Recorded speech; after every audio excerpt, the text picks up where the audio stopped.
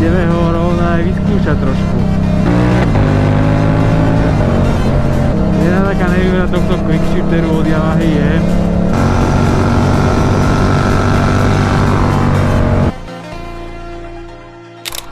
takže sme sa dostali do Považskej Bystrice ku Smikovi do Yamahy, odkaberem väčšinu diela na motorku, napríklad ako dneska quickshifter. Takže ideme dovnútra za ním, zoberieme si quickshifter a pôjdeme si ho nainštalovať na R7. Ako ste z intra videa mohli pochopiť, čo sa deje, mohli sme si pre quickshifter, ktorý už máme nainštalovaný, robil som to asi 2 hodiny a ideme ho rovno aj vyskúšať trošku. A niečo si o ňom povieme, nejaké výhody, nevýhody, takže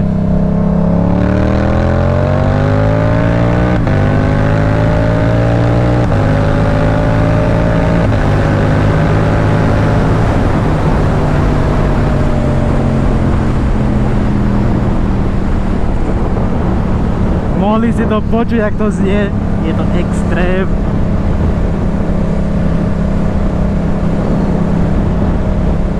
A ideme si trošku zajazdiť na Havran. Nech ho tam poriadne otestujeme. Takže zatiaľ moje prvé doby som z toho extrém nadšený. Extrémne. Aby som vám niečo teda povedal aj k tej inštalácii toho, dokým sme takto v dedinkách, tak bolo to docela jednoduché. Pozeral som si jedno videjko na YouTube o tom. Zvolil som nejaké 2 plasty a potom už bola skôr papračka to poriadne naštelovať, tú dĺžku tej radičky, lebo je tam predpísaných 280 mm od jedného šroubu ku druhému. A sú tam 3 závity, ktorí naraz točia, takže s tým som sa trošku hral. A potom pol hodinu som zistil, prečo mi ten quickshifter nerozpoznáva. Takže keby niekto z vás mal rovnaký problém, tak vlastne nič som si nespravil, len som to asi 10 krát skúsil. Ja vám môžem keby ste akože chceli, dať link na video. Lebo to rozpoznanie toho quickshifteru, treba ho zapojiť, zložiť všetko, potom zaradiť hore do dvojky, ale treba to držať stále hore asi 10 sekúnd, pri zápatom, predtým ak zapnete kľúčik, tak to dáte hore do dvojky, držíte, zapnete kľúčik, 10 sekúnd treba čakať a potom zaradiť neutrál a malo by to naskočiť.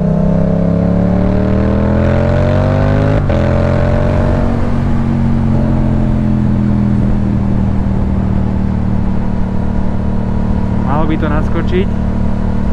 Mne sa to podarilo až taký 10. pokus, že to je normálna vec.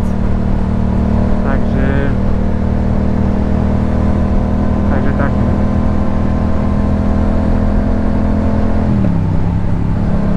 A keď sa budú niektorí z vás pýtať, že prečo používam spoju Evan quickshifter, tak ten quickshifter funguje dobre, len keď je plyn, by som povedal, nad polovicou otvorený. Ozaj musíte zrýchlovať, vtedy funguje najlepšie. Pri malom plyne to nefunguje. A so spojkou môžem stále rovnako radiť, aj musím smerom dole. Lebo 22 R7 až po 25 ročník majú ešte lánkové plyny. Takže tam není downshift. Auto blipper. To je ten quickshifter smerom hore.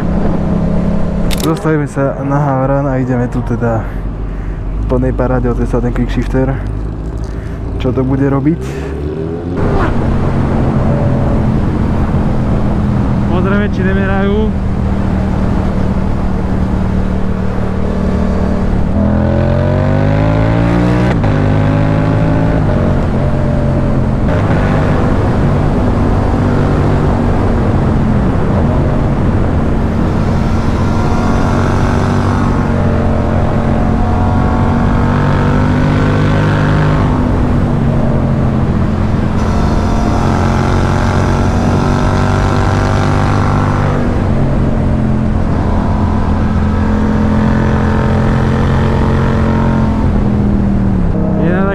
výhoda tohto quickshifteru od Yamahy je,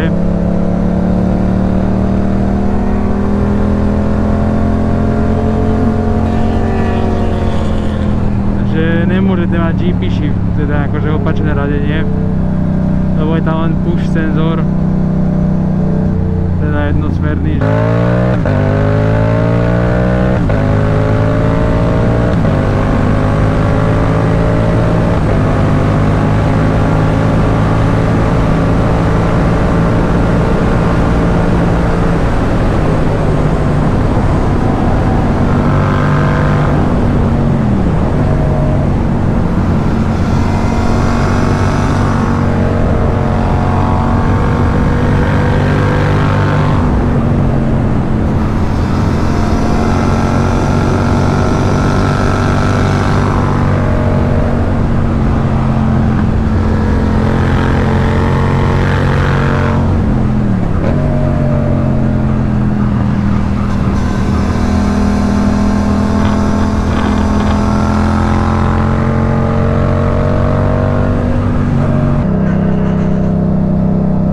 Nejaké moje pocity z quickshifteru sú úplne super.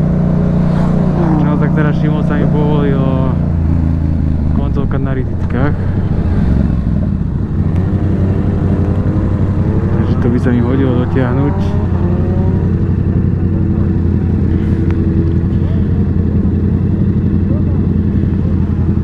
Je docela teplúčko,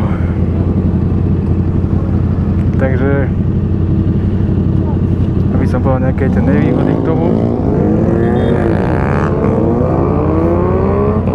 Je to, že to nemôže byť ten GP shift, že to je len jednostranné a to je všetko. Čo som si všimol, možno to je moja chyba, že slabo do toho kopem, jak som není zvyknutý, tak mi to niekedy nepreradí, že to je ako keby išlo preradiť a ostane to v tom istom. A tak to môže byť tým, že to slabo kopem. Takže dáme si, pustíme si piesničky a ideme ešte trochu na to.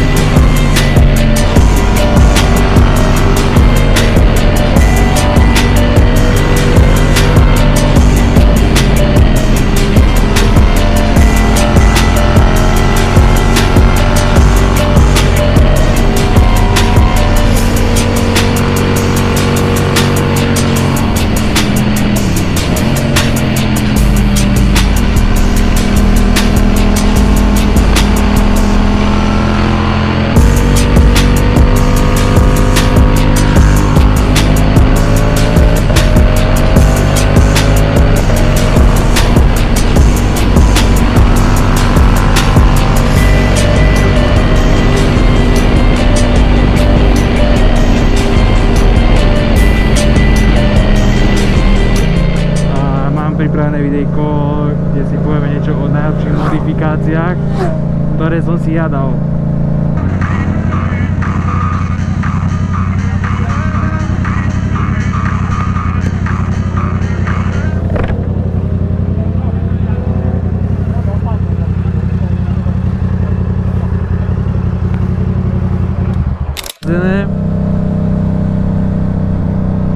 Máme dojazdené. Quickshifter hodnotím ako investíciu realisticky 8/10. Bežný smrteľník na normálne vozenie, po meste to nepotrebuje. A keď si trošku menej bežný smrteľník ako ja, tak je to super vec. A hlavne aj keď obieham auta, tak nemusím stlačať spojku a stratím tam ten čas.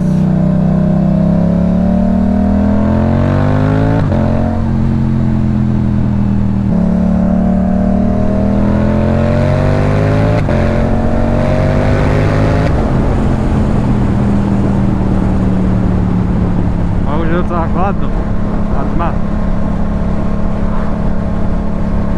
A ďalšie videjko, pri ktorom sa vidíme, bude zhodnotenie nejakých tých upgradeov, ktoré mám na R7, a ktoré by určite by sa aj zvážiť, keď chcete motorku, alebo už máte a neviete čo akože upgradeovať, tak vám niečo poviem po mojich. Takže ak sa vám videjko páčilo, nezabudnite dať like a odber a komentári.